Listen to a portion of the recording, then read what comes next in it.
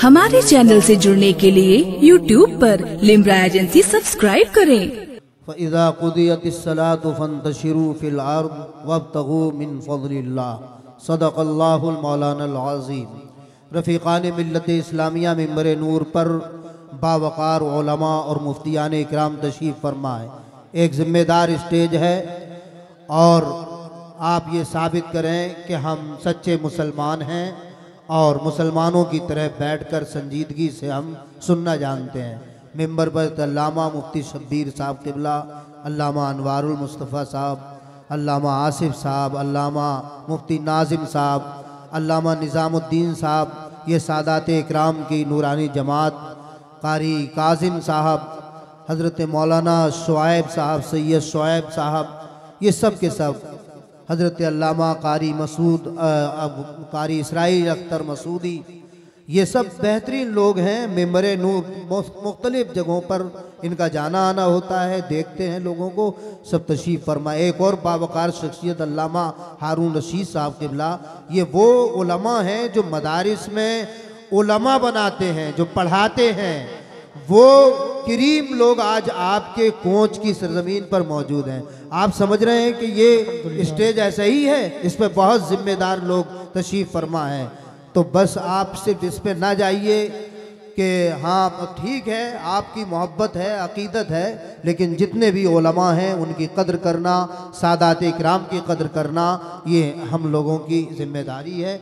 आप तशरीफ़ रखें। मैं मुख्तसरन आपके बीच में चंद बातें, चूँकि हमारे सादात इकराम बड़ी मोहब्बत करते हैं, बचपने से हम इन्हें जानते हैं, हमारा आना जाना इनके घर में है, बड़े शरीफुल नफ्स लोग हैं, इनके चेहरों से जाहिर है कि ये सादात इकराम अल्लाह ताला ने आप पहुँच वालों को अता फरमाए हैं। हम लोगों के यहाँ होते, हमारी तरफ होते तो लोग इनके कदमों को चूमते फिरते।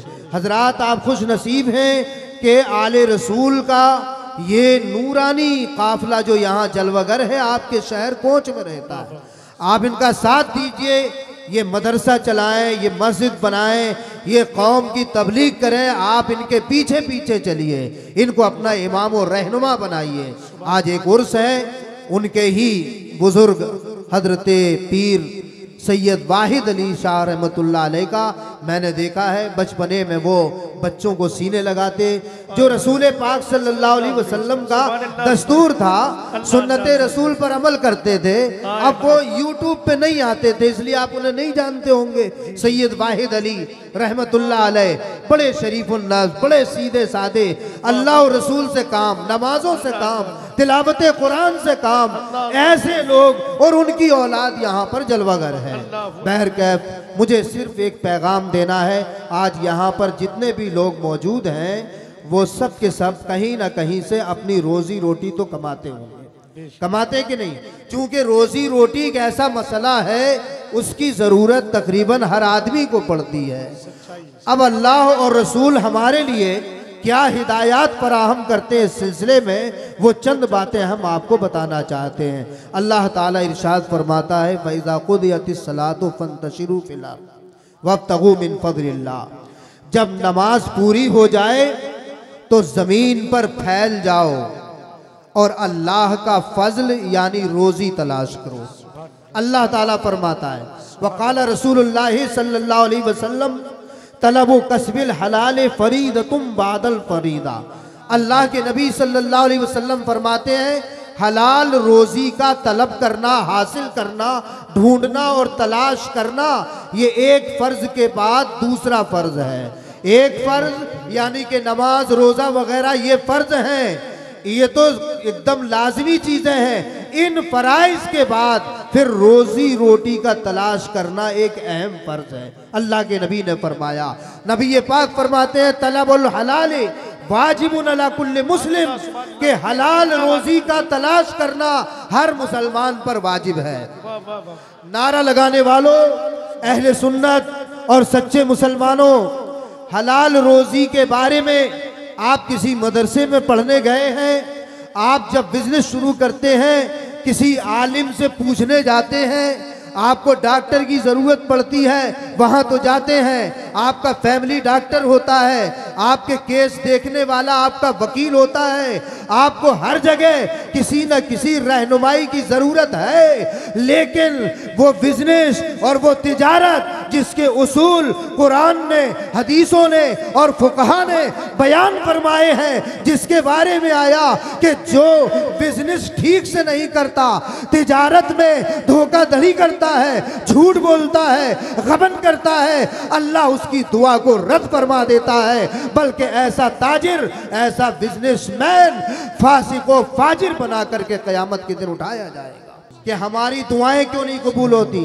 हम परेशान क्यों हैं, हमारे घर में मुसीबतें क्यों नाजिल हो रही हैं, आपके बिजनेस में बरकतें क्यों नहीं हो रही हैं, हम ये बताने आए हैं कुरान और हदीस के हवाले से। आप हैं जहां से चाहते वहीं से उचकने लगते हैं, बड़ी हैरत की बात है। अजीज़ान मिल्लत इस्लामिया, मेरे नबी ने फरमाया था, बुखारी शरीफ की हदीस है, एक जमाना ऐसा आएगा लोगों पर कि उन्हें ये परवाह ही नहीं होगी कि हम हलाल तरीके पर रोजी कमा रहे हैं या हराम तरीके पर कमा रहे हैं। और अगर परवाह है, मैं किसी को भी मजमे से खड़ा कर दूं, मैं कह सकता हूं वो बता नहीं पाएगा कि हलाल रोजी के उसूल इस्लाम ने हमें कैसे बताए हैं। कहने के लिए आप नारे लगा लेंगे, आप यूट्यूब पे दुनिया भर की बातें सुन करके आप भीड़ तो इकट्ठा कर लेंगे, लेकिन अगर पूछा जाए कि आपकी दुकान कैसे चलती है, आपकी कमाई का जरिया क्या है, आपका जरिया माश क्या है, जिसकी बुनियाद पर नस्लें तक बिगड़ जाती हैं, और वो बात आपको मालूम नहीं है। बड़ी हैरत की बात है, नस्लें भी हमारी बिगड़ जाती हैं अगर रिज़्क़े हलाल हम हासिल नहीं करते, हमारी नस्लों से बरकत उठा ली जाती है। और वो रोते हैं, आप हराम करके कितना भी कमा लें, वो कभी रिस्क आपको फायदा नहीं दे सकता।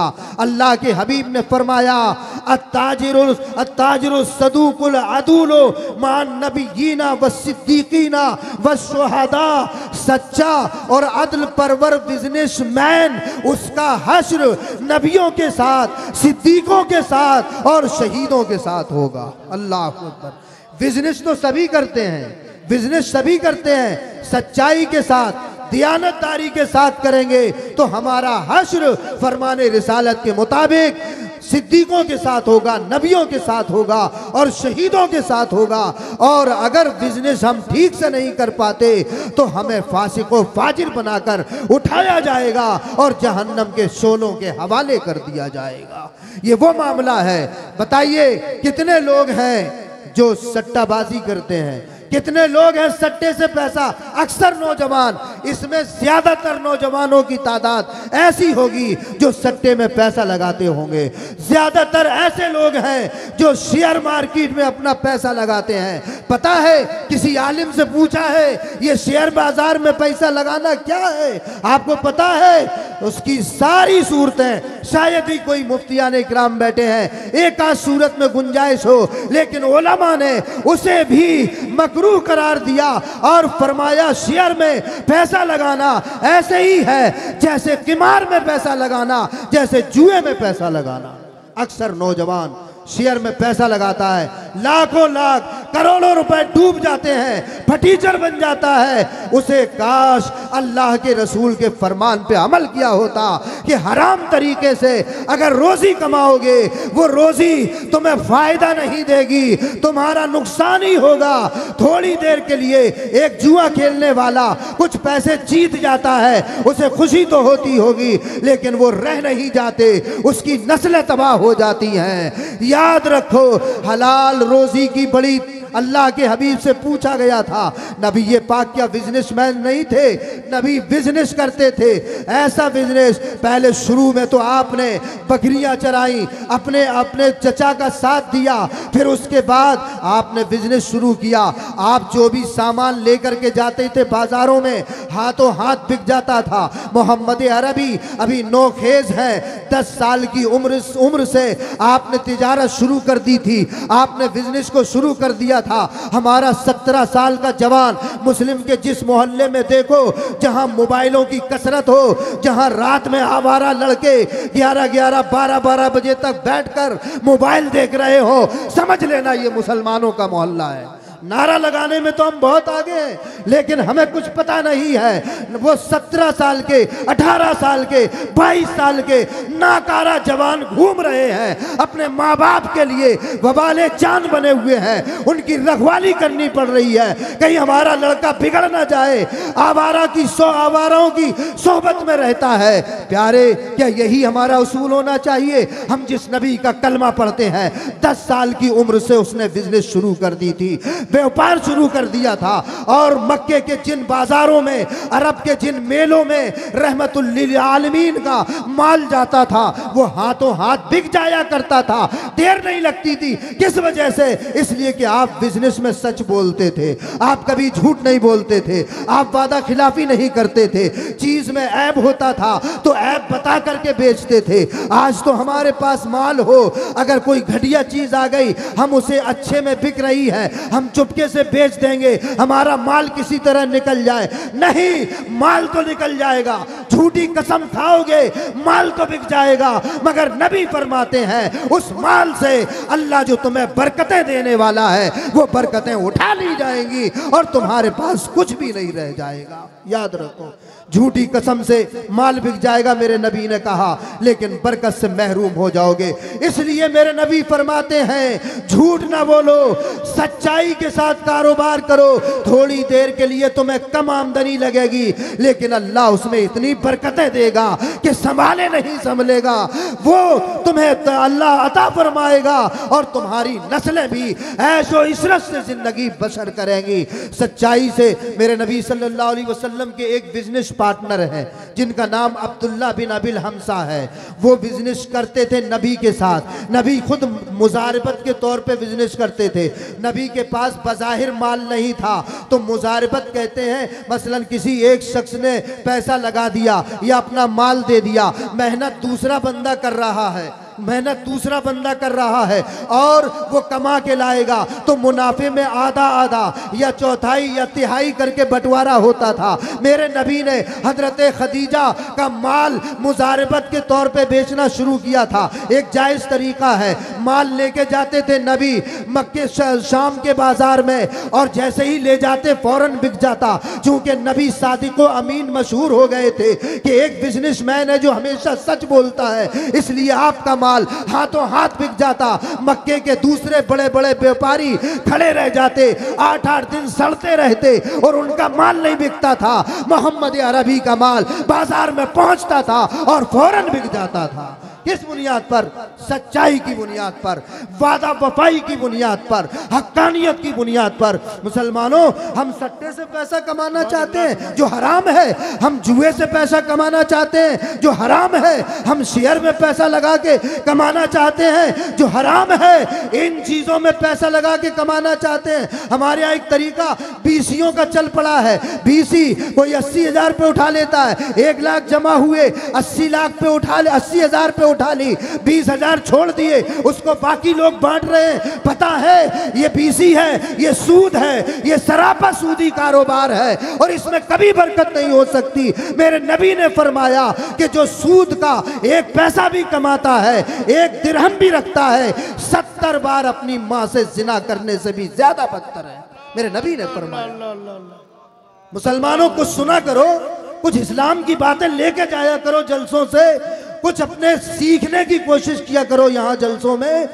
तो 70 सूद का कारोबार करना सरापा हराम, उसमें कभी बरकत नहीं हो सकती। मेरे नबी से पूछा था किसी ने, या रसूलल्लाह कौन सा काम सबसे बेहतर है? तो मेरे आका ने फरमाया अमलुर रजुल बियदिही व कुल्लु बैइम मबरूरिन, आदमी का अपने हाथ से काम करना और हर जायज तरीके की खरीदो फरोख्त, ये सबसे ज्यादा बरकत वाली चीज है।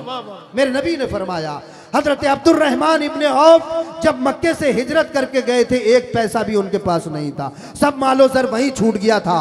आपको नबी ने मदीने के एक साहबी को उनका भाई बना दिया। वो घर में गए, वो बहुत कहते रहे हमारे पास कुछ माल है, आधा आप ले लो, आधा हम ले लें। 2 बीवियां, एक को तलाक दे देते हैं, एक से निकाह आप कर लो। चूंकि मक्के से जो लोग गए थे बहुत गरीब थे, उनके पास कुछ था नहीं। हजरत अब्दुर्रहमान इब्ने औफ ने कहा मेरे भाई आपकी हमदर्दी हमें मंजूर है, लेकिन हमें बाजार का पता बता दो। बाजार का पता बताया गया। चूंकि नबी ने कहा था कि अमलुर रजुल बियदिही, आदमी का अपने हाथ से काम करना ये बड़ी बरकत की चीज है। नहीं लिया, अगरचे उनके साथी के पास बहुत कुछ था, माल नहीं लिया, मेहनत की, बाजार में गए, चंद पैसे मिले, दूसरे दिन गए पनीर और घी खरीदा, लेकर के आए, फिर बाजार में गए, बेचा खरीदा, बेचा खरीदा, जायज तरीके से, सच्चाई से अल्लाह ने वो बरकत दी कि अब्दुर्रहमान इब्ने औफ मदीने के अमीर तरीन एक ताजिर बनकर के उभरे। और जरूरत पड़ी जब जंगे ओहद में तो उन्होंने 500 घोड़े और 1500 क्या कहने मुफ्ती साहब, नारे तकबीर, नारे रिसालत, मजहब इस्लाम, उस्साकान मुस्तफा, जमाअत सहाबा। सुभान अल्लाह। बिजनेस करो जायज तरीके से, अल्लाह बरकत देगा। तुम क्यों सोचते हो कि हमारा माल देर तक नहीं बिकेगा, झूठ बोल के बेच दे? नहीं, झूठ ना बोलो। बहुत से लोग कहते हैं झूठ नहीं बोलेंगे तो बिजनेस हो गई कैसे, इसलिए कि हम चीज लाए 100 रुपए की बेच रहे हैं 150 की। झूठ नहीं, झूठ नहीं है ये, झूठ नहीं है, ये बिजनेस है। आप लेकर के आए हो, मेहनत लगी है, आप दुकान खोल रहे, आपकी मेहनत शामिल है। हाँ, झूठ ये है आप ये कहो बेचो उसको 125 रुपए की और ये कहो कसम से ये तो हमारे खरीद की कीमत है, ये झूठ है। तुम 150 की बेच दो तो वो झूठ नहीं है, ये तो बिजनेस का तरीका है। माल लाया जाएगा, मेहनत लगेगी, लाइट जल रही है, बिल भरना है, दुकान का किराया देना है, सारी चीजें ऐड करना है, फिर बढ़ा करके बेचना, ये झूठ नहीं है। मुसलमान बहुत से समझता है झूठ तो बोलना ही पड़ता है धंधे में। अरे तुम जानते ही नहीं हो शरीयत के उसूल, ये झूठ नहीं है, इसी को तो बिजनेस कहते हैं। अल्लाह फरमाता है अहल्लल्लाहुल बया व हर्रमर रिबा, अल्लाह ने खरीदो फरोख्त को हलाल किया और सूद को हराम किया है। सूद को हराम किया है तो खरीदो फरोख्त जायज तरीके पे करो। मुस्तफ़ा करीम के सहाबी अब्दुर्रहमान इब्ने औफ जिनके पास कुछ नहीं था, ऐसे मालदार हुए, सही तरीके से बिजनेस किया कि जब वक्त विसाल आया तो आपने कहा उम्महातुल मोमिनीन को हमारा बाग दे दिया जाए, ये वसीयत की। वो बाग उस जमाने में लाखों दिरहम की कीमत रखता था। वो बाग उम्महातुल मोमिनीन को वक्फ कमाते थे, गरीबों को देते थे, यतीमों को बांटते थे। सही तौर से कमाओ। हमारे नबी खुद तो भूखे रहते थे, 2-2 महीना चूल्हा नहीं जलता था, मगर बिजनेस करते थे, पैसा कमाते थे। वो नबी का अल्लाह की बारगाह में वो आजिज़ी थी कि हमें जिंदगी ऐसे ही गुजारना है, फक्रो फाके के साथ गुजारना। नबी बड़े बिजनेसमैन भी थे, पैसा आता था, बड़े ताजिर थे और उस पैसे से गरीबों की मदद करते थे, यतीमों का सहारा बन जाया करते थे। हम कहते हैं आपको अल्लाह नवाजे, सच्चाई से बिजनेस करो, गरीबों का भी साथ दो, यतीमों का भी साथ दो। कमाना बहुत जरूरी है, ये कमाई तो हमें सर बुलंद करेगी, हमें मजबूत करेगी। दुनिया के नौकरियों की ठोकर में हम नहीं जाते, किसी के जूतों पर हम नहीं जाते, किसी के कदमों में अपना सर झुकाने हम नहीं जाते। हम भीख लेकर के मांगने कहीं ना जाएं, कोई हमें देता हो नौकरी ना दे, हमें तो रसूलुल्लाह ने जो तरीका बताया है हम बिजनेस करेंगे। अल्लाह हमें बरकतें अता फरमाए, अल्लाह हमें बरकतें अता फरमाए। मेरे नबी, मैं कह रहा था कि एक बिजनेस पार्टनर, देखिए हमारे यहाँ क्या होता है, वादा खिलाफी करोगे आपके धंधे में बरकत उठा ली जाएगी धंधे से। जैसे हमारे यहाँ बहुत से लोग मैकेनिक होते हैं, काम करते हैं, वो तारीख देते हैं कल आना, कल आपका सामान मिल जाएगा बनकर, फिर कल भी नहीं मिल पाता, परसों हो जाता है, फिर तरसों हो जाता है, महीनों गुजर जाते हैं। इस तरह के काम लोग किया करते हैं।